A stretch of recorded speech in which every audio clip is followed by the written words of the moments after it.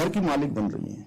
लगभग जो भी प्रधानमंत्री आवास योजना में मकान मिले उसमें 70% महिलाओं को उनका मकान जो है उनके नाम पर हुआ है। करोड़ों करोड़ों महिलाओं को आज इसका लाभ मिल रहा है। साथ ही उनको गरिमा और आत्मसम्मान उनका बड़ा है। इतना ही नहीं, 3 तलाक के खिलाफ कानून के माध्यम से मुस्लिम महिलाओं को इस कुप्रथा से कानूनी सुरक्षा प्रदान करने का काम भी यदि किसी ने किया है तो आदरणीय प्रधानमंत्री मोदी जी ने किया है, एनडीए और भाजपा की सरकार ने किया है। पर अपनी पुष्टिकरण की नीति के कारण सुप्रीम कोर्ट का जजमेंट तक बदल देने वाली उस समय कांग्रेस की सरकार, जिन्होंने कट्टरपंथियों और देशद्रोहियों को उन्हीं को प्राथमिकता देते हुए इन्हें उत्पीड़न की स्वीकार मासूम मुस्लिम महिलाओं से कोई मतलब नहीं था। कांग्रेस ने ही बदला था उस समय। मैं याद दिलाना चाहता हूं, कांग्रेस ने ही बदला था 3 तलाक वाला जजमेंट जब आया था शाहबानो के केस में। आप सबको याद होगा, शाहबानो का केस आया था, इसमें सुप्रीम कोर्ट में आदरणीय अध्यक्ष महोदय इस प्रकार के अनेकों निर्णयों के माध्यम से वर्ष 2014 के बाद देश में आदरणीय मोदी जी ने मातृशक्ति का सम्मान सुरक्षित करने का ऐतिहासिक काम किया है। आज आदरणीय प्रधानमंत्री जी की प्रेरणा से देश के प्रत्येक कोने में महिलाएं स्वावलंबी बन रही हैं, सशक्त बन रही हैं, उनकी सुरक्षा भी हो रही है, सशक्तिकरण भी हो रही है और अपनी स्वावलंबन की नई नई कहानियां वो लिख रही हैं। कोई ड्रोन उड़ा रही हैं, कोई सीमा पर देश की सुरक्षा कर रही है, कोई स्टार्टअप चला रही है, तो कोई ग्राम सभा की सरपंच बनकर बदलाव की अगुवाई कर रही है। और मैं हर सत्र में एक गांव का नाम जरूर लेता हूं, सारकोट गांव, और वहां 21 वर्षीय बेटी प्रियंका वहां की ग्राम प्रधान है। हाँ, 21 वर्षीय। वहां के हमारे माननीय विधायक अनिल नौटियाल जी यहाँ बैठे हैं। सच में उस गांव की जिसके बारे में हमेशा कहता हूं, लखपत बुटोला जी आप तो हो ही आइएगा, कम से कम आपका पड़ोस का है वो। अरे सारकोट एक बार और जाइए, आप अनिल जी के साथ जाइए एक बार। ये भी अच्छा होगा कि अनिल जी और आप साथ साथ जाएंगे दोनों लोग।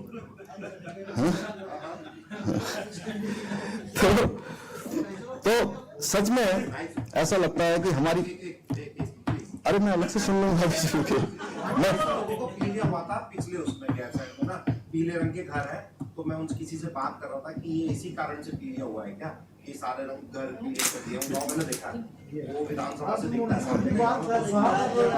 नहीं, सारकोट की एक किताब है, उसको पढ़िए। ये क्या बात बोली आपने स्पीकर साहब, ये क्या बात बोली आपने, कुछ समझ नहीं आई। ये क्या बात कि पीले रंग के घर थे तो पीलिया हो गया?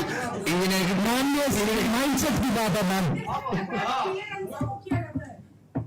पीला, अरे दृष्टि दोष हो गया, इसको बोलते हैं दृष्टि दोष। देखिए, अरे भाई पीला रंग बहुत शुभ होता है। कांग्रेस ने जब कोरोना हुआ था तो कांग्रेस क्या कहती थी, भाई ये वैक्सीन नहीं लगाएंगे, अपने आप छुटके से लगवा के आते थे। सर आपने भी लगाई होगी 3 डोज, बूस्टर डोज भी लगाया। हमारे पहाड़ों में जब कोई शुभ कार्य होता है तो पीला वस्त्र पहना जाता है। फिलहाल ठीक है इंजीनियर साहब, हमारे पहाड़ों में जब कोई शुभ कार्य होता है तो पीला वस्त्र पहना जाता है, पीली पिठाई। ठीक है, अब आपस में बातचीत हो गई, चलिए ठीक है, मानिए। अच्छा नहीं चल बैठिए, सभी के लिए शुभ है। हमारी अध्यक्ष जी ने ठीक है, आपस में बात न करें, आपस में सभी से बात न करें, आपस में। अरे नहीं मुल्ला है, ज्यादा बांध करें। बहुत सुंदर गाँव है सर वो। जी बिल्कुल। धन्यवाद रवि बहादुर जी, आपने उस गांव की प्रशंसा करी। वैसे वो गांव, बात थी मैंने बता दी, वैसे वो गांव सभी को देखना चाहिए, क्योंकि उस सच में बहुत उस गांव के लोग जो है बहुत लगनशील हैं, बहुत मेहनती हैं, परिश्रमी हैं, और लगातार सब मिलकर बहुत सारे ऐसे काम उन्होंने किए हैं, चाहे बागवानी के क्षेत्र में हो, चाहे पशुपालन के क्षेत्र में हो, चाहे मधुपालन के क्षेत्र में हो, या अन्य जो भी विषय समाज में आज अच्छे हो सकते हैं, वो सारे विषय आज उस गांव के लोग कर रहे हैं। सच में वो गांव एक हमारा एक ऐसा मॉडल गांव है कि उत्तराखंड के हर गांव उन गांव से प्रेरणा लेकर उस दिशा में आगे बढ़ सकते हैं। महोदय, आदरणीय मोदी जी का संकल्प का परिणाम है कि आज देश की सामान्य घर की बेटियां जो सामान्य में पैदा हुई हैं, साधारण से असाधारण की यात्रा कर रही हैं, धरती से आसमान को छूने का काम कर रही हैं, और घर की बेटियां रसोई से लेकर रायसीना हिल्स तक का सफर तय कर रही हैं। और ये बात हमारे प्रतिपक्ष के साथियों को भले ही समझ में ना आए, वे कभी हमारी राष्ट्रपति महोदया आदरणीय द्रौपदी मुर्मू जी का चित्र जो सचिवालय और विधानसभा सहित हमारे सभी सरकारी कार्यालयों में लगी हुई है, उन पर एक नजर डालेंगे तो सच में लगेगा कि किन परिस्थितियों में वो पैदा हुई, किन परिस्थितियों में उन्होंने अपने जीवन को आगे बढ़ाया, कितने कष्टों का सामना करना पड़ा उनको, और उसके बाद आज वो देश के सर्वोच्च संवैधानिक पद पर जो है आज हमारे देश का नेतृत्व कर रही है। आखिर क्यों हमेशा जनजातियों को अपने बोझ समझने वाले उन्होंने कभी जनजाति समाज से आने वाली महिलाओं को बड़े दायित्वों के काबिल नहीं समझा। और अध्यक्ष महोदय, जनजातीय समाज के वोटों को किस प्रकार से भ्रमित किया जाता है, इसे मुझसे बेहतर शायद ही कोई समझ सकता हो। पिछले विधानसभा चुनाव में मैं जहां से विधायक था पहले, उस विधानसभा के चुनाव में किस प्रकार का दुष्प्रचार हुआ था, और ये झूठ फैलाया गया कि यदि भारतीय जनता पार्टी की सरकार आएगी और पुष्कर सिंह धामी मुख्यमंत्री बनेंगे तो जो हमारे थारू जनजाति के भाई बहन हैं उनकी जमीनें छीन ली जाएगी। और एक सुनियोजित प्रचार था जिसका उद्देश्य केवल भय और आशंका पैदा करना था, समाज को गुमराह करना था। दुर्भाग्यवश उस समय हमारे वहां के थारू भाई बहन भी उस दिशा में चले गए और उसी झूठ को सच मान बैठे। परिणाम से मुझे वहां से हार का सामना करना पड़ा। लेकिन आदरणीय अध्यक्ष महोदय, सत्य को अधिक समय तक दबाया नहीं जा सकता। आज मैं जब इन लोगों से मिलता हूं तो ये स्वयं स्वीकार करते हैं कि उनसे बहुत बड़ी गलती हुई है। वो कहते हैं कि झूठे प्रचार के बहकावे में आ गए थे।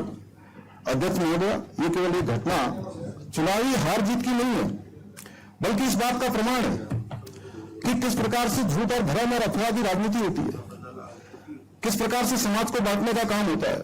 असल बात तो यह है, धर्म के आधार पर देश का विभाजन करने वाली कांग्रेस पार्टी देश को कभी उत्तर दक्षिण में बांटने का काम करती है, कभी पूर्व पश्चिम में। 565 रियासतों को मिला के हिंदुस्तान बनाया कांग्रेस ने। अपनी कांग्रेस इस मिट्टी से जुड़ी हुई है, राष्ट्रवाद कांग्रेस से जुड़ा हुआ है। आज कांग्रेस पे ये आरोप लगाना भ्रष्टों से परे है। मैं बताना चाहता हूँ कि आरएसएस का अस्ताना कांग्रेस ने की है, इसलिए कांग्रेस पे आरोप न लगाए। मैं आपसे जरूर अनुरोध करता हूँ, कांग्रेस इस मिट्टी से जुड़ी, राष्ट्रवाद से जुड़ी कांग्रेस है। अरे कांग्रेस पूरा आरोप का गढ़ा है, यही आप समझ लीजिएगा, पूरा गढ़ा। ये ऐसे राष्ट्रवाद से हैं कि कश्मीर से हमारे कश्मीरी पंडितों को वहां से भगा दिया। ये ऐसे राष्ट्रवाद के पट्टी है। समय में हुआ, इतिहास बढ़ेगा, पाकिस्तान के दो इतिहास बढ़ेगा। वहां पर राज्यपाल कौन थे, सरकारें ये आरोप मत लगाए। आप पढ़ते हैं तो आरोप मत लगाए। हमने क्या किया उसको दिखाएं। राज्यपाल कौन थे, भाजपा के राज्यपाल थे, सरकार आपकी थी, ये आपको उठाना पड़ेगा।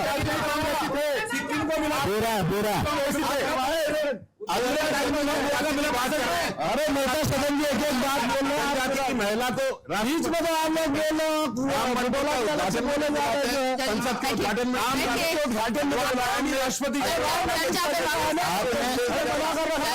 आपने शंकराचार्य बात कर रहे जनजाति, बीच में ये लोग बोल रहे हैं। ये तो वही वाला किस्सा हो गया जैसे मोदी जी कहते हैं बुद्धपुर में आके नेता सचिन जी पहाड़ की जवानी और पहाड़ का पानी दोनों खत्म कर रखी है आप लोगों ने।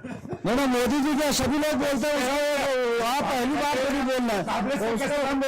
बुलाते ना राम मंदिर के उद्घाटन में, तो राम मंदिर के बात करते हो, वो अहिर महिला के जूठे बेर खाते हो। अरे आपके लोग तो जो राम मंदिर में नारी शक्ति की बात कर रहे हैं, संसद का उद्घाटन क्यों नहीं कराया राष्ट्रपति से? चलिए महोदय, आज आदरणीय प्रधानमंत्री जी के नेतृत्व में पहली बार देश की बेटियों को आगे बढ़ाया जा रहा है। पहली बार बेटियां सेना में स्थायी कमीशन प्रदान हो रहा है उनको, ताकि वो केवल सरहदों की रक्षा ही नहीं बल्कि सैन्य नेतृत्व की जिम्मेदारी भी निभा सकें। ऑपरेशन सिंदूर के दौरान हम सब लोगों ने देखा किस प्रकार से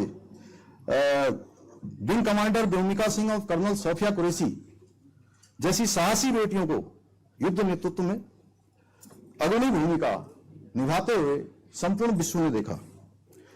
वहीं सेना की अग्रिम पंक्तियों में कैप्टन शिवा चौहान जी की तैनाती तथा राफेल जैसी अत्याधुनिक लड़ाकू विमानों को उड़ाने वाली ग्रुप कैप्टन शिवांगी सिंह जैसी वीर बेटियां आज बदलते भारत की वो गौरवशाली तस्वीर है जिस पर प्रत्येक भारतवासी को गर्व हो रहा है।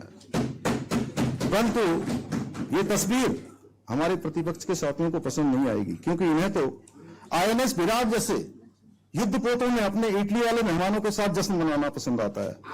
आदरणीय अध्यक्ष महोदय, मातृशक्ति के सशक्तिकरण के इसी क्रम में आगे बढ़ते हुए आदरणीय प्रधानमंत्री नरेंद्र मोदी जी ने नारी शक्ति बंधन अधिनियम के माध्यम से देश की लोकतांत्रिक व्यवस्था में नारी शक्ति को भागीदारी सुनिश्चित करने की दिशा में एक ऐतिहासिक कदम उठाया था, परंतु कांग्रेस और उनके सहयोगी दलों ने इस ऐतिहासिक पहल का समर्थन करने के बजाय इसे बाधित करने का।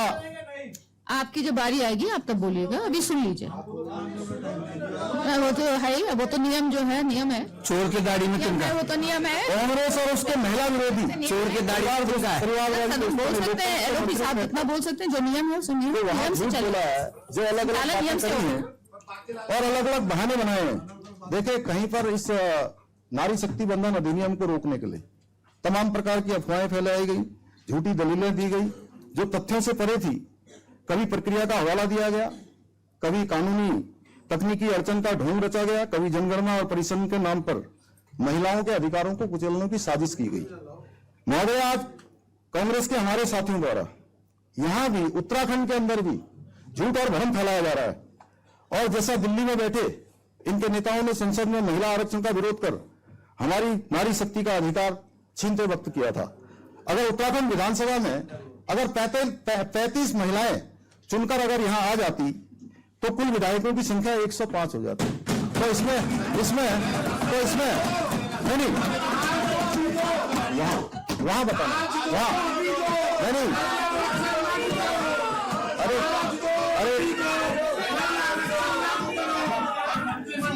नहीं, जहां रखना वहां निकलना मत। अरे वहां राहुल गांधी जी को बोलो एक बार, राहुल को समझाओ ना, राहुल गांधी जी को भी लिखो एक बार, आप लोग राहुल जी को समझाओ। अपनी पोजीशन बता दीजिए, आज ही लागू करवा दीजिए। अरे राहुल जी को, प्रियंका को, मोदी जी को लागू करने के लिए तो एक दिन लाया था, विशेष सत्र बुलाया था, तो इसीलिए वहां राहुल गांधी जी को एक पत्र लिखो। इस बार जो है बिल्कुल बहुमत से जो है देश में पुराना हो गया, सम्मान होना चाहिए, नरेंद्र हो गया क्या? अरे हम तो वही चाह रहे हैं ना, यदि अरे राहुल जी को समझाओ, सोनिया को समझाओ, प्रियंका को समझाओ, चाहे समय पर अभी भी सदन में आया, अभी भी लिया चाहिए, तो इसमें कौन सी बड़ी बात है? अरे भैया अभी भी समय है, समझा दो, माननीय सहमति पत्र भेज दो राहुल गांधी को। शांति बनाए रखिए, शांति बनाए रखिए। माननीय अध्यक्ष महोदय, देखिए आप देखिए, झारखंड तो पिछड़ गई, तो गुमराह करने की बात मैं कह रहा था जी। ये विधानसभा थोड़ी ना लागू कर सकती है, देश की संसद विधानसभा चर्चा क्यों करा रही है? वो कॉन्स्टिट्यूशन प्रोवाइड नहीं करता। यहाँ से करा रहे हो और लोग निकलना राहुल गांधी देखना चाहते हो करना, अरे आप लोग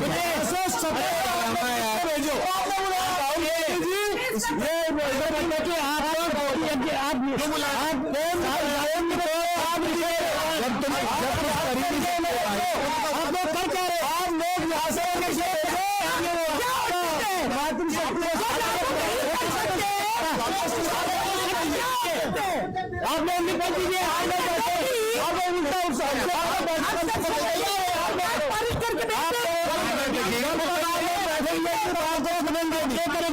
अगर देश की जनता आपको कभी माफ नहीं करेगी, महिलाएं माफ लेना,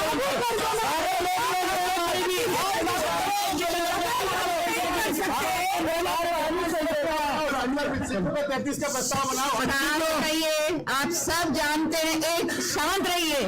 हम सब जानते हैं कि आज एक एक मिनट कीमती है। आप लोगों के विचार केवल इस सदन में नहीं सुने जा रहे हैं, बाहर भी सुने जा रहे हैं। तो आपका एक एक मिनट कीमती। आपस में बहस करके, आपस में बातचीत करके कुछ नहीं समझ में आ रहा है क्या हो रहा है। तो आपस में ना बोले। अभी नेता सब बोल रहे, सुनिए। अध्यक्ष महोदय, आप ये पहले से तय करके आए हैं, जो पहले से तय करके आए हैं आरोप। अरे भाई, बार बार आप बार बोल रहे नेता साहब। आप जो है लोग चौदह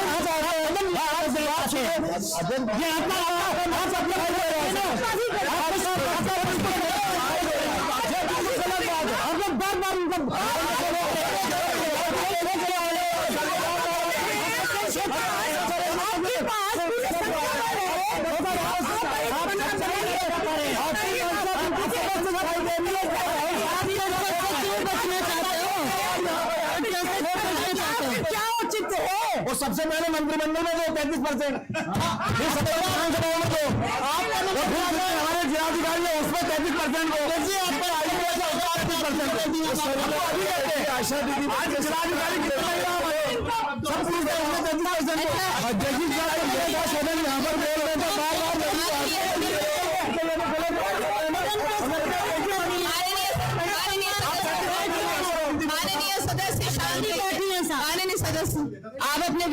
आप अपने विचार इसी बहस में कह रहे हैं। कोई कुछ नहीं सुन पा रहा है, कुछ नहीं पता चल रहा है। आप लोग आपस में आपके सारे विचार आप दे, आप दीजिए ना, जब आपको मौका दिया जाएगा आपको हम देंगे समय, आपको हम देंगे समय, पूरा समय देंगे। आप बोलिए नेता सदन, बोलिए। अध्यक्ष आप बिल्कुल करिए। अध्यक्ष महोदय, 25 इनका फोटो अपने दिल में बसा। अध्यक्ष महोदय, सबसे पहले तो मैं अपने प्रतिपक्ष के साथियों से अनुरोध करूंगा कि पहले जो सदन में नारी शक्ति बंधन अधिनियम 2023 में जो बिल पारित हुआ है उस बिल को पूरा पढ़ लें। उसमें परिसीमन की बात ऑलरेडी पहले से इंक्लूड है। परिसीमन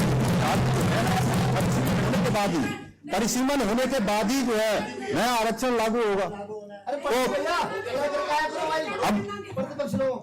तो दिल्ली पड़ा वो इसलिए लाया जा रहा है कि 2029 में लागू हो जाए, इसलिए लाया जा रहा था।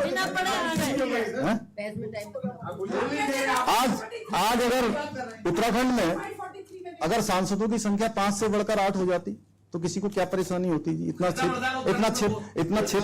क्षेत्र बढ़ गया है, इतना क्षेत्र बढ़ गया है, इतनी जनसंख्या बढ़ गई है, पॉपुलेशन बढ़ गई है।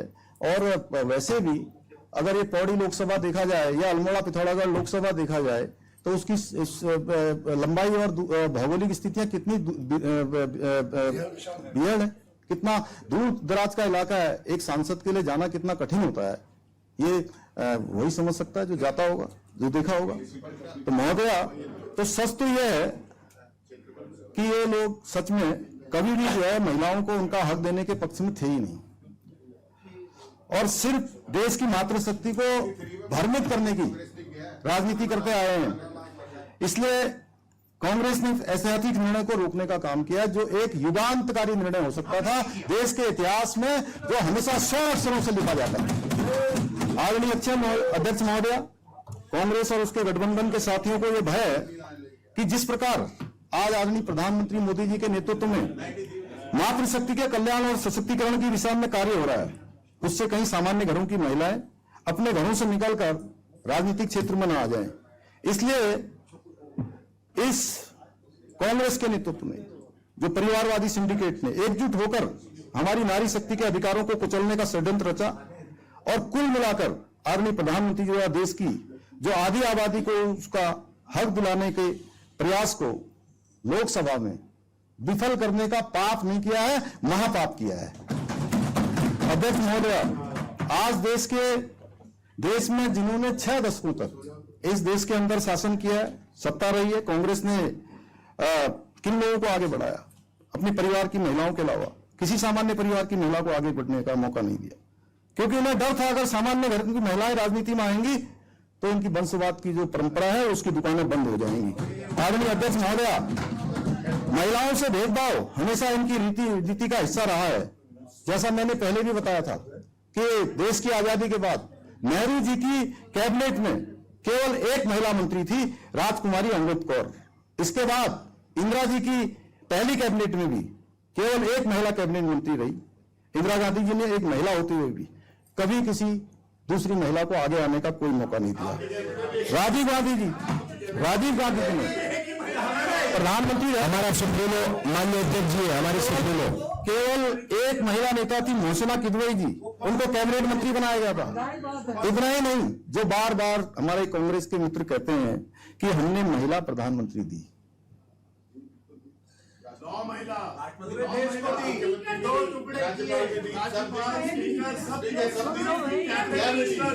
अब सुन लो तो वो भी देश की इमरजेंसी भी तो दी। वो देश की प्रधानमंत्री इसलिए बनी कि वो किसी सामान्य परिवार की बेटी नहीं थी, नेहरू जी की बेटी थी।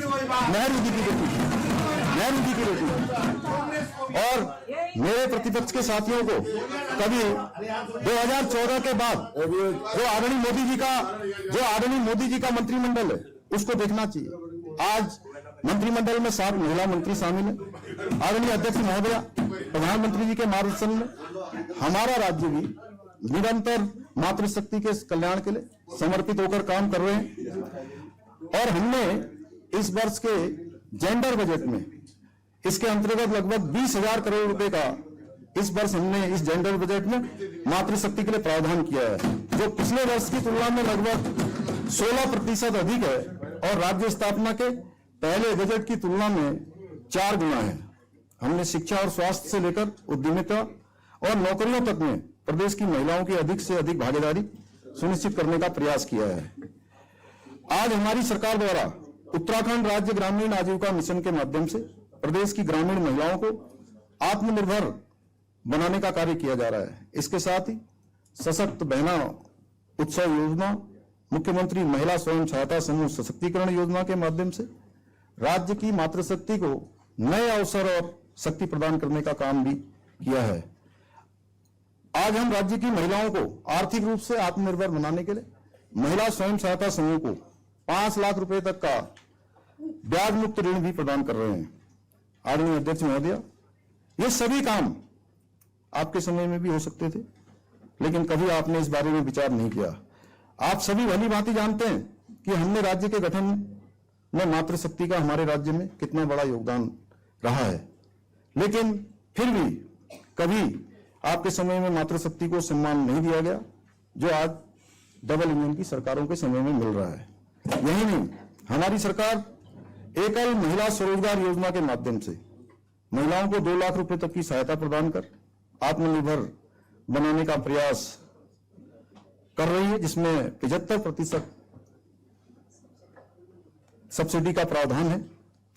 हमने इस योजना के माध्यम से विधवा, परित्यक्ता, तलाकशुदा या किसी भी कारण से अकेले जीवन जीने को जो मजबूर हैं, ऐसी महिलाओं को एसिड अटैक हो या अन्य आपराधिक घटनाओं से प्रभावित बहन बेटियां हों, उनके साथ ट्रांसजेंडर व्यक्तियों को भी अपने पैरों पर खड़े होने का संबल प्रदान किया है। अध्यक्ष महोदय, जब किसी महिला के जीवन में पति का साया उड़ जाता है या उसे किसी कारणवश अकेले में जीवन जीने को विवश होना पड़ता है, तो उसको कितनी कठिनाइयों का सामना करना पड़ता है। अध्यक्ष महोदय, ये हमारे कांग्रेस के मित्र इसलिए नहीं सोच पाए क्योंकि उनको केवल और केवल हमेशा अपने वोट बैंक की फिक्र रहती है। हमारे प्रतिपक्ष के साथी हर काम में वोट बैंक की बात करते हैं, हर बात में तुष्टीकरण की नीति पर काम करते हैं। आदरणीय अध्यक्ष महोदय, आज हम महिला सतत आजीविका योजना के माध्यम से महिलाओं और किशोरियों को स्वरोजगार के अवसर भी उपलब्ध करा रहे हैं। इसके अलावा हमारी सरकार उत्तराखंड स्टार्टअप नीति 2023, एमएसएमई नीति 2023 के माध्यम से महिलाओं को उद्यमिता के क्षेत्र में प्रोत्साहित करने के उद्देश्य से उन्हें विशेष अनुदान भी प्रदान कर रही है, जिससे वो आत्मनिर्भर बनकर आर्थिक रूप से सशक्त हो सकें। अध्यक्ष महोदय, हमारी सरकार मुख्यमंत्री उद्यमशील योजना के अंतर्गत महिला समूह द्वारा निर्मित उत्पादों को एक ब्रांड के रूप में विकसित करने का काम भी कर रही है, जिसके लिए हमने इन उत्पादों को एक विशिष्ट पहचान सुनिश्चित करने के लिए एक विशेष लोगो भी जारी किया है। इसके साथ ही हम 15,000 से अधिक महिला उद्यमियों, स्वयं सहायता समूह और लखपति दीदियों को इंक्यूबेशन की सुविधा भी प्रदान कर रहे हैं, जिसके अंतर्गत उन्हें व्यावसायिक कौशल प्रशिक्षण, कानूनी एवं लाइसेंसिंग सहयोग, को वर्किंग स्पेस, निवेश सहायता और स्थानीय से लेकर वैश्विक स्तर तक विपणन के लिए मजबूत नेटवर्क उपलब्ध कराया जाएगा। आदरणीय अध्यक्ष महोदय, आदरणीय प्रधानमंत्री जी के दूरदर्शी नेतृत्व में vocal for local, local to global के पहल के अंतर्गत लखपति दीदी के संकल्प को साकार करने तथा हमारे उत्पादों को वैश्विक पहचान दिलाने के उद्देश्य से हमने राज्य में हाउस ऑफ हिमालय नाम से अमलेरा ब्रांड की शुरुआत भी की है, जिसके अंतर्गत हम उच्च गुणवत्ता वाले उत्पादों को विभिन्न ई-कॉमर्स प्लेटफॉर्म्स और इन हाउस स्टोर्स के माध्यम से लोगों तक पहुंचा रहे हैं। मुझे सदन को बताते हुए अत्यंत प्रसन्नता हो रही है कि राज्य की लाखों महिलाएं स्वयं सहायता समूह बनाकर आज अपना व्यवसाय कर रही हैं और केवल वो रोजगार मांगने वाली नहीं बल्कि अब वो रोजगार देने वाली भी हो रही है। आदरणीय अध्यक्ष महोदय, हमारी सरकार के प्रयासों का परिणाम है कि आज प्रदेश की 2,65,000 बहनों ने लखपति दीदी बनकर महिला सशक्तिकरण की दिशा में इतिहास रचने का काम किया है। ये काम तो पहले भी हो सकता था, लेकिन कभी आप लोगों ने नारी शक्ति को आगे बढ़ाने की मंशा नहीं थी। क्यों मैं गलत कह रहा हूं? आपकी पार्टी ने नारी शक्ति बंधन अधिनियम को पारित होने से रोककर यह सिद्ध कर दिया कि आपकी पार्टी महिला विरोधी पार्टी है। आपकी पार्टी ने राष्ट्रीय अध्यक्ष महोदय, आज हमारी सरकार द्वारा संचालित नंदा गौरा योजना बेटियों के सुरक्षित और सशक्त भविष्य की नींव रख रही है, जबकि महिला सारथी योजना, ड्रोन दीदी योजना के माध्यम से महिलाओं को आधुनिक तकनीकी और परिवहन से जोड़कर रोजगार के नए अवसर सर्जित किए जा रहे हैं, नए अवसर प्रदान किए जा रहे हैं। इतना ही नहीं, आज प्रदेश में आपदा सखी योजना के माध्यम से महिलाओं को आपदा प्रबंधन का प्रशिक्षण देकर उन्हें संकट के समय के नेतृत्व के लिए भी तैयार किया जा रहा है। वहीं सोलर सखी योजना द्वारा महिलाओं को सोलर प्रोजेक्ट्स के अतिरिक्त उस पर सब्सिडी प्रदान करके हरित ऊर्जा से जोड़ने का कार्य भी राज्य के अंदर किया जा रहा है। इसके अलावा हम महिला मंगल दल योजना के माध्यम से महिला समूह को आर्थिक सहायता देकर सामुदायिक विकास को भी गति प्रदान कर रहे हैं। साथ ही हमारी आंगनबाड़ी आशा कार्यकर्ताओं के मानदेय में वृद्धि करके जमीनी स्तर पर कार्य कर मातृशक्ति के सम्मान को सुनिश्चित करने का कार्य किया जा रहा है। अध्यक्ष महोदय, हमारी सरकार ने वर्ष 2023 में जहां एक और तीनों रतौली पुरस्कार राशि को बढ़ाकर 31,000 रुपए से 51,000 रुपए किया है, वहीं आंगनबाड़ी कार्यकर्ता पुरस्कार की धनराशि को भी 21,000 से बढ़ाकर 51,000 रुपए किया गया है। आज हमारी सरकार द्वारा संचालित सक्षम आंगनबाड़ी एवं पोषण 2.0 योजना के अंतर्गत 7.5 लाख से अधिक लाभार्थियों को पोषण सहायता भी प्रदान की जा रही है। इस योजना के प्रभावी क्रियान्वयन हेतु हमने इस वर्ष के बजट में 600 करोड़ रुपए की राशि का प्रावधान किया है।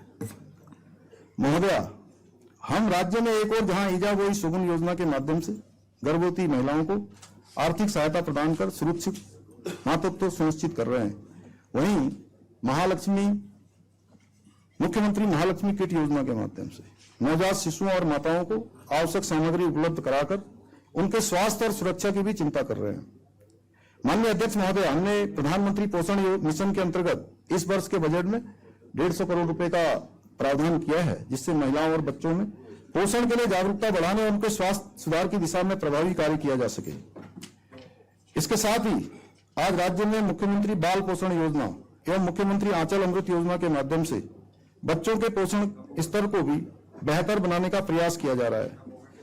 अध्यक्ष महोदय, हमारी सरकार ने जहां एक और नारी सशक्तिकरण, नारी के कल्याण हेतु राज्य के महिलाओं के लिए सरकारी नौकरियों में 30% का आरक्षण लागू किया है, वहीं सहकारी समितियों में आज महिलाओं को 35% का आरक्षण प्रदान किया जा रहा है। आदरणीय अध्यक्ष महोदय, हमारे इन्हीं प्रयासों का परिणाम है कि आज सरकारी सेवाओं में मातृशक्ति का प्रतिनिधित्व बढ़ा है। आज राज्य में हमारी सरकार द्वारा बेटियों के जन्म से लेकर शिक्षा, स्वास्थ्य, कौशल विकास तक के लिए विभिन्न योजनाएं संचालित की जा रही हैं। इसके अंतर्गत जहां हम राज्य के सभी राजकीय एवं सहायता प्राप्त विद्यालयों में कक्षा 1 से लेकर 12वीं तक की छात्राओं को निःशुल्क पाठ्य पुस्तकें उपलब्ध करा रहे हैं, वहीं मुख्यमंत्री मेधावी छात्र प्रोत्साहन योजना के अंतर्गत मेधावी छात्र छात्राओं को प्रतिमाह छात्रवृत्ति भी प्रदान की जा रही है। अध्यक्ष महोदय, हमारी सरकार बेटियों को साइंस और टेक्नोलॉजी के क्षेत्र में आगे बढ़ाने के लिए भी जमीनी स्तर पर काम कर रही है। साथ ही राज्य में गार्गी संस्कृत बालिका छात्रवृत्ति योजना, मुख्यमंत्री उच्च शिक्षा प्रोत्साहन छात्रवृत्ति योजना, महिला छात्रावास निर्माण, मुफ्त साइकिल योजना और बालिका शिक्षा प्रोत्साहन कार्यक्रम जैसी पहलों के माध्यम से बालिकाओं को शिक्षा के लिए भी प्रोत्साहित किया जा रहा है। इतना ही नहीं, हम राज्य में बालिका शिक्षा प्रोत्साहन कार्यक्रम के अंतर्गत हाई स्कूल और इंटरमीडिएट परीक्षाओं में उत्कृष्ट प्रदर्शन करने वाली मेधावी बालिकाओं को स्मार्टफोन भी प्रदान कर रहे हैं। आदरणीय अध्यक्ष महोदया, हम शिक्षा के साथ साथ खेलों के क्षेत्र में भी बेटियों को आगे बढ़ाने, उनकी प्रतिभा को निखारने के लिए निरंतर कार्य कर रहे हैं, जिसके अंतर्गत हमारी सरकार द्वारा लोहाघाट में, माननीय विधायक जी बैठे, लोहाघाट में लगभग 256 करोड़ रुपए की लागत से राज्य का पहला महिला स्पोर्ट्स कॉलेज स्थापित किया जा रहा है, जहां बेटियों को अंतर्राष्ट्रीय स्तर की खेल सुविधाएं, प्रशिक्षण और आवासीय व्यवस्था उपलब्ध कराई जाएगी। इसके साथ ही हमारी सरकार स्पोर्ट्स लीगेसी प्लान, जिसके अंतर्गत 23 नई खेल अकादमी की स्थापना की जा रही है, जिससे राज्य की प्रतिभाशाली बेटियों को अपने ही क्षेत्र में उच्च स्तरीय प्रशिक्षण के अवसर मिल सकेंगे। महोदया, राज्य की अनेक बेटियों ने आज खेलों में भी उत्कृष्ट प्रदर्शन किया है और राज्य का नाम राष्ट्रीय और अंतर्राष्ट्रीय स्तर पर रोशन किया है। अध्यक्ष महोदया, मैं आपके माध्यम से सदन को अवगत कराना चाहता हूं कि अगर ये सब पहले से ही किया होता, नीयत साफ होती, तो सभी कार्य पहले भी किए जा सकते थे। अध्यक्ष महोदया, हमारी सरकार ने महिलाओं की सुरक्षा और उनके अधिकारों की रक्षा हेतु राज्य में देश का सबसे पहले समान नागरिक संहिता का कानून लागू करने का भी ऐतिहासिक कार्य किया है और मुझे गर्व है कि यूसीसी केवल लागू ही नहीं किया, बल्कि उसे प्रभावी रूप से धरातल पर उतारने का काम किया है। यूसीसी के माध्यम से उत्तराखंड की मुस्लिम बहन बेटियों को आज हलाला, इद्दत, बहुविवाह, बाल विवाह और 3 तलाक जैसी कुरीतियों से मुक्ति मिली है। अध्यक्ष महोदया, यूसीसी लागू होने के बाद बहुविवाह या हलाला या बाल विवाह का कोई भी मामला सामने नहीं आया है और जिस यूसीसी को लागू करते समय हमारे प्रतिपक्ष के साथी तमाम प्रकार की उस समय बातें कर रहे थे, आज उसी कानून के माध्यम से महिलाओं का शोषण, असमानता और अन्याय से उनको मुक्ति मिली है। हर जगह समानता आगे बढ़ी है। आज यूसीसी की मांग पूरे देश में उठ रही है। जब यूसीसी का मैं इसी सदन के अंदर जब यूसीसी का विधेयक प्रस्तुत कर रहा था, तो उस समय मैंने कहा था कि यूसीसी की गंगा जैसे माँ गंगा देवभूमि से निकलकर पूरे देश को जल और जीवन देने का काम करती है, उसी प्रकार ये यूसीसी की गंगा भी उत्तराखंड से निकलकर पूरे देश के अन्य राज्यों को भी लाभ देने का काम करेगी। आज देश के अन्य राज्य भी इस दिशा में आगे बढ़ गए हैं। कई राज्यों ने आज अपने यहाँ विधेयक पारित कर दिया है, वो राज्य भी जो है लागू करने की दिशा में आगे बढ़ गए हैं। लेकिन अपने जन्म से लेकर आज तक हमेशा नारी सशक्तिकरण के लिए समाज में सभी लोगों के समान कानून की धारणा को मजबूत करने के उद्देश्य से यूसीसी का समर्थन किया। अध्यक्ष महोदया, ये फर्क है हम में और आप में। अध्यक्ष महोदया, असल में दिक्कत यह है कि केवल वोट बैंक की राजनीति होती है। इन्हें जनहित के मुद्दों से सच में अगर कुछ लेना देना नहीं है, इसलिए हर अच्छे काम का अब विरोध करना चाहिए। अच्छा है, प्रतिपक्ष में है, विरोध करिए।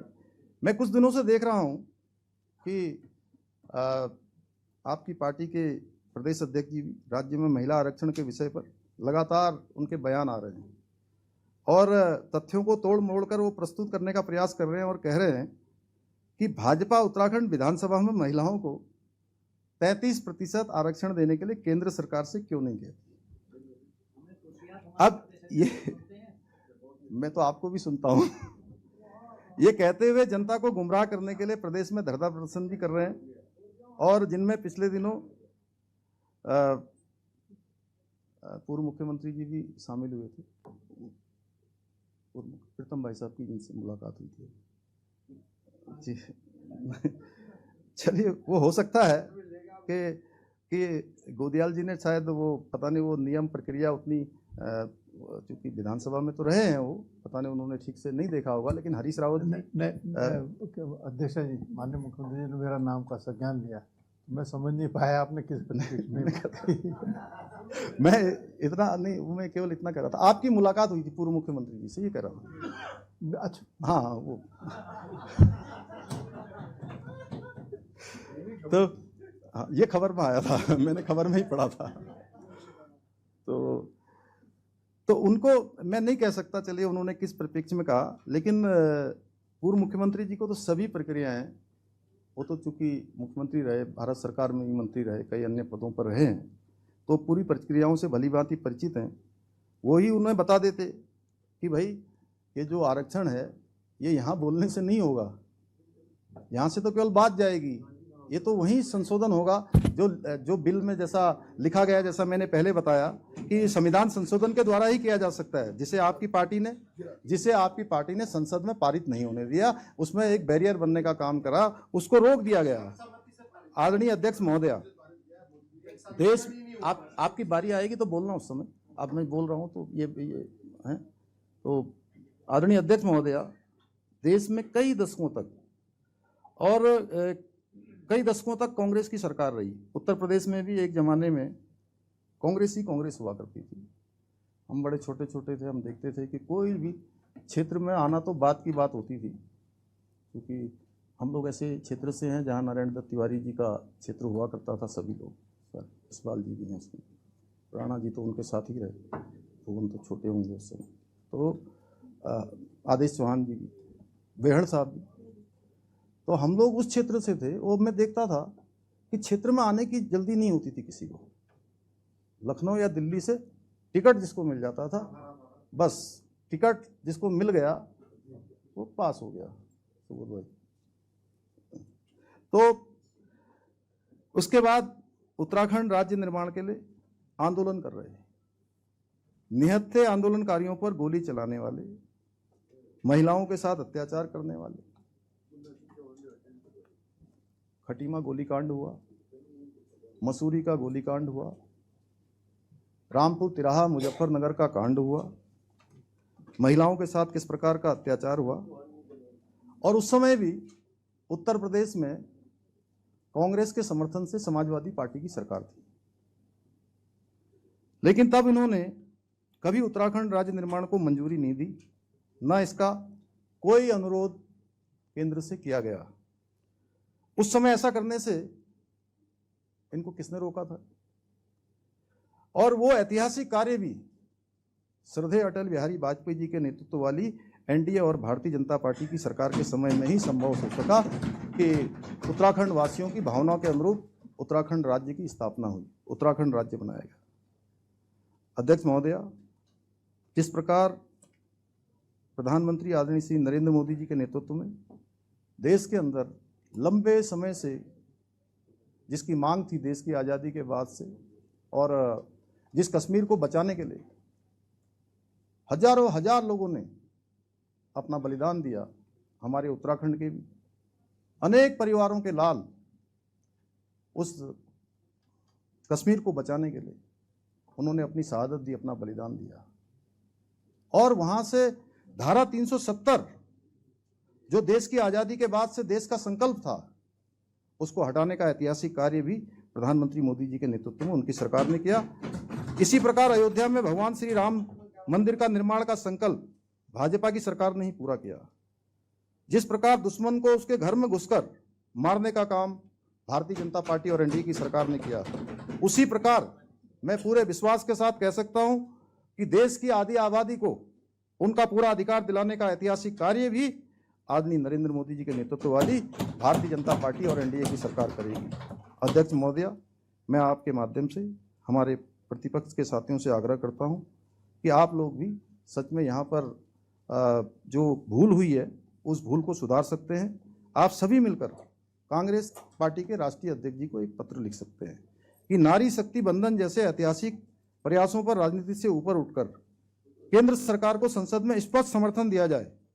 मातृशक्ति के सशक्तिकरण जैसे महत्वपूर्ण विषय पर दलगत राजनीति से, दलगत हितों से ऊपर उठकर सकारात्मक और स्पष्ट रुख अपनाया जाए ताकि देश की आधी आबादी को उनका उचित अधिकार मिल सके। माननीय अध्यक्ष महोदय, मैं इस सदन के माध्यम से प्रदेश की सभी अपनी मातृशक्ति को, माताओं बहनों को ये विश्वास दिलाना चाहता हूँ कि हमारी मातृशक्ति, उनका जीवन अत्यंत चुनौतीपूर्ण होता है, अत्यंत कठिनाइयों में बीतता है। पहाड़ों में घर का काम भी उनको करना पड़ता है, गाय भैंस भी देखनी पड़ती है, परिवार भी चलाना होता है, खेत भी देखना होता है। उसके बावजूद भी आज हर क्षेत्र में हमारी मातृशक्ति आगे बढ़ रही है। इसलिए मैं उन सभी मातृशक्ति को ये विश्वास दिलाना चाहता हूँ कि हमारी सरकार अपने विकल्प रहित संकल्प के साथ नारी शक्ति के सम्मान के लिए, उनकी सुरक्षा के लिए, उनके सशक्तिकरण के लिए, उनकी भागीदारी के लिए पूर्ण प्रतिबद्धता और संवेदनशीलता के साथ, निरंतरता के साथ इसी प्रकार कार्य करती रहेगी, उनके हित में लगातार फैसले लेती रहेगी। और जब तक हम मातृशक्ति को उनका अधिकार नहीं दिला देंगे, तब तक हम चैन से नहीं बैठेंगे, आराम से नहीं बैठेंगे, रुकेंगे नहीं, थकेंगे नहीं, अनवरत रूप से चलते जाएंगे।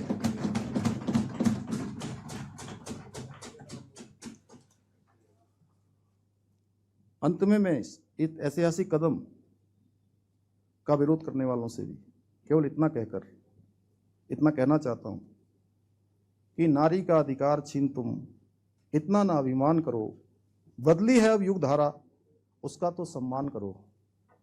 को कलंकित करने वालों अहंकार अपना त्यागो, जिसने तुमको जन्म दिया उसको भी तो कुछ मानो।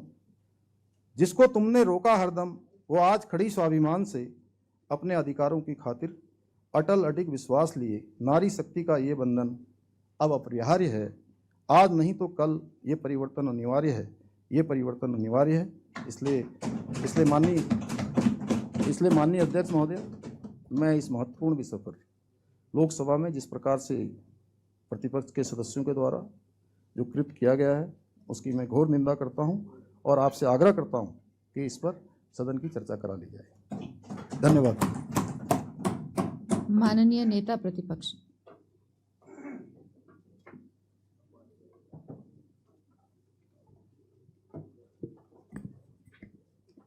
माननीय अध्यक्ष जी, आपने मुझे नारी सम्मान और लोकतंत्र में अधिकार जैसे महत्वपूर्ण विषय पर बोलने का अवसर दिया। मैं आपका हृदय से आभारी हूँ। माननीय अध्यक्ष जी, जो आज का विषय है बहुत ही महत्वपूर्ण भी है और संवेदनशील भी है। माननीय अध्यक्ष जी, यह विषय कानून का नहीं है। माननीय अध्यक्ष जी, यह विषय है समानता का, मौलिक अधिकारों का और विश्वास का यह विषय है। माननीय अध्यक्ष जी, मैं माननीय नेता सदन, माननीय मुख्यमंत्री जी को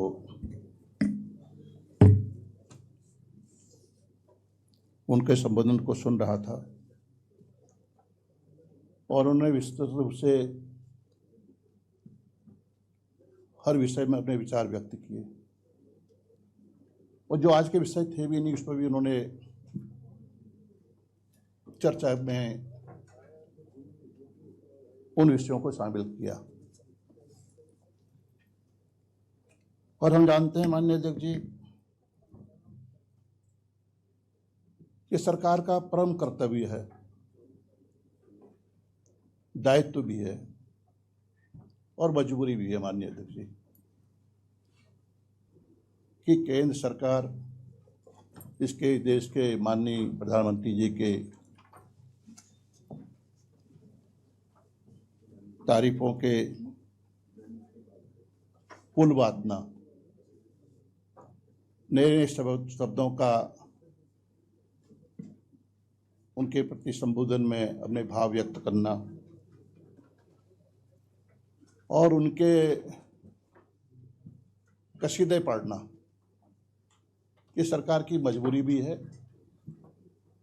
और आज ये देखने को मिला है, लगातार देखता रहा हूँ। माननीय अध्यक्ष जी, अभी कई सत्ता पक्ष के हमारे साथी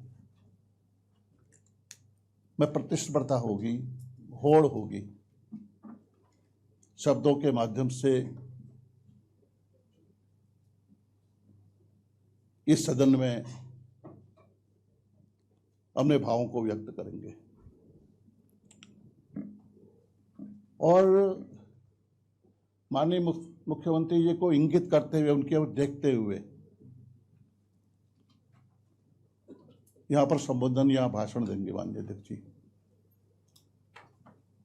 और मैं आज संसदीय कार्य मंत्री जी को बहुत विचलित देख रहा हूं। आज वो नजरें मिलाने का साहस नहीं कर रहे हैं। आज उन्होंने सीधे बात चेहरे में मुस्कुराहट लाने की कोशिश भी नहीं की, न देखने की कोशिश है। उनको लग रहा है कि हाँ, वास्तव में जो आज यह नारी वंदन विधेयक यहाँ पर चर्चा के लाया गया है, इसका कोई औचित्य नहीं था। इस बात को माननीय संसदीय कार्य मंत्री माननीय स्वीकार, अगर आप कहें तो ऐसा मेरा विश्वास है। माननीय नेता प्रतिपक्ष के लिए आई स्पेशलिस्ट बुला सकती है। चश्मा तो मेरा भी लगा हुआ है, आपका भी लगा हुआ है, मेरा भी ठीक है माननीय।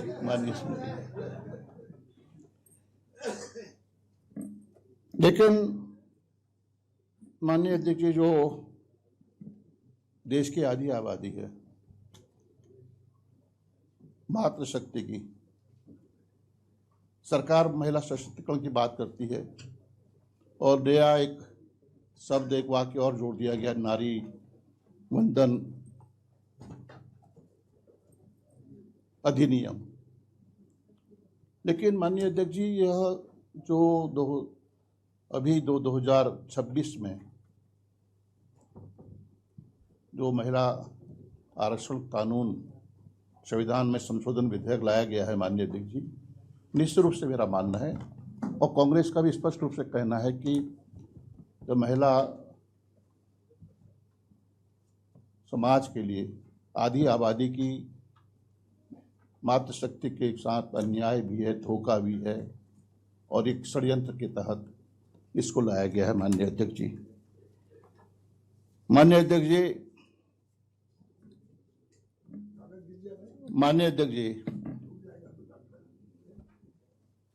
16 अप्रैल माननीय अध्यक्ष जी 2026 की यह तारीख भारत की संसदीय परंपरा में एक